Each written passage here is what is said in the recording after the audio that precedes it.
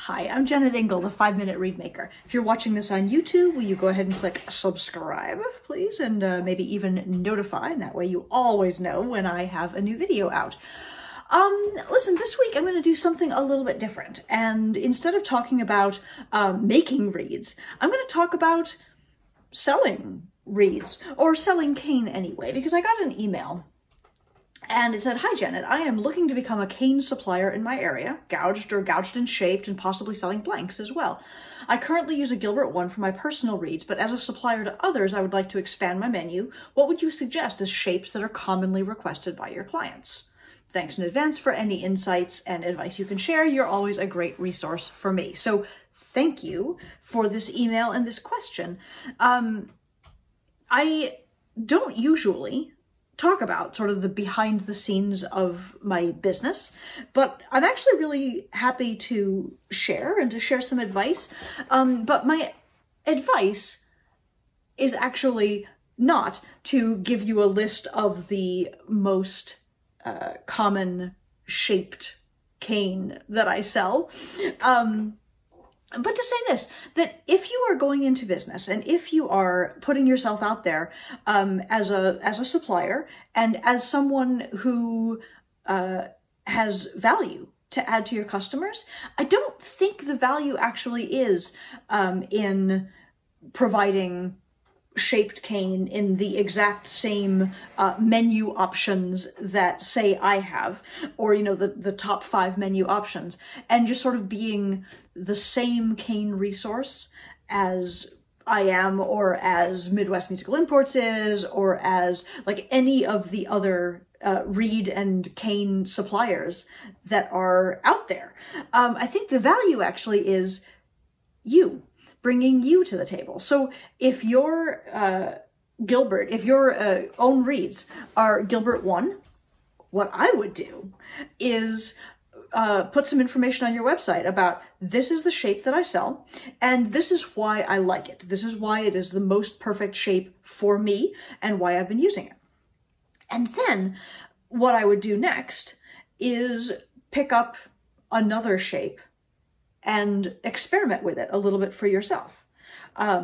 And say, now here's another shape that I carry. This isn't the one that I use most often for me, but I have found it to be really valuable if you're looking for something a little narrower than the Gilbert 1, something a little wider, something a little more flared. I've found it valuable in the following specific ways.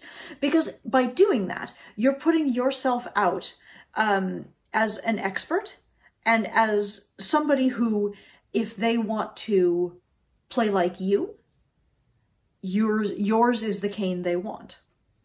If they want to play like me, maybe mine is the cane they want, right? So you'll notice on my website that I have dozens, a dozen at least, shapes that are available for people to buy. And I have all of these shapes because as I was starting out as an oboist, I tried shape after shape after shape, right? I was looking for, I was seeking the next thing that was going to be magical for me, the thing that was going to hold my pitch up better in the high register, the thing that was going to make my low register speak more easily, the thing that, even though I liked these reeds, my students didn't like the reeds, so I needed something different for them, right? All of the shapes that I have in my stable, I bought for some reason at some point. And so I was able to, when I became a cane supplier, when I decided that in addition to selling finished reeds from my website, I could sell the building blocks of the process, the gouged cane, the shaped cane, the tube cane even. What I had was a stable of shapes that I had experience with, that I could talk about intelligently, that I knew what they did and what they did for me anyway, so that I could offer that. But I didn't start out by saying, okay, I want to supply cane to everybody, so what are the 12 most important shapes I should have? Rather, I figured out what I had. And here's the secret. Here's the interesting thing. I do sell a lot of cane, especially the Gilbert -1, the Gilbert -1N, the Joshua 2, the Caleb -1, the Samson +1. Those are some of the really common oboe shapes that I sell. But the most common by far shape that I sell is the option on my website called Best Available, which I offer simply to say, I will send you whatever is working best for me right now. And more than 50% of people who order cane from me go that way. They just take the recommendation. They don't want to have to think about the menu of options. They just want something that, like, I am promising works. And I can't promise it's going to work for them. I promise it works for me. And I will gladly talk about that with them. And I will gladly, you know, respond to emails saying, what is that shape, that best available shape? And in this at this moment in time, by the way, it's the Joshua +2 shaper template from the Reeds and Stuff machine.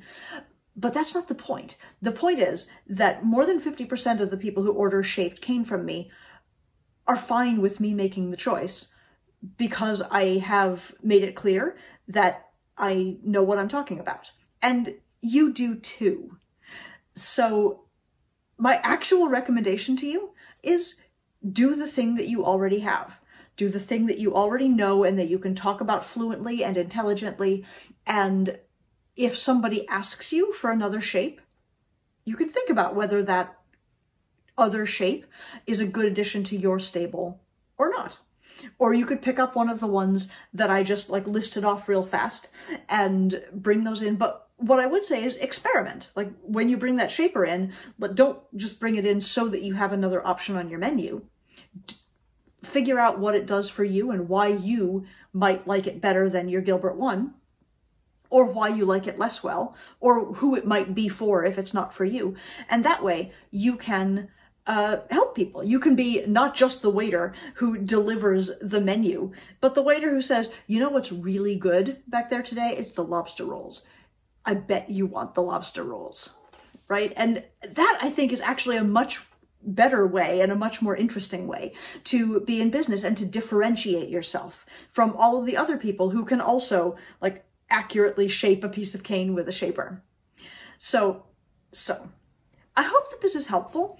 I would love to hear from my audience as to whether this kind of content is interesting, whether anything about the behind the scenes of me running my Reed business, running my Invincible Oboist program, teaching oboe lessons, writing, creating videos, like whether this sort of meta information is interesting to you, or whether you would like me to stay focused on like, no, you really just want to clip a little bit shorter on that read.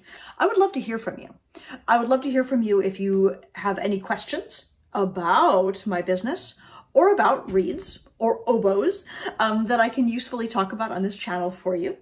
You could reach me by leaving a comment below, of course, or by reaching out from my website, jennetingle.com, which is also where you can order reeds or cane shaped by hand with a variety of different shapers, or where you can follow me and look for performances that I'm giving, or reach out and let me know what further questions you have that I could answer for you in a future video. Thank you so much for watching. Have a great day.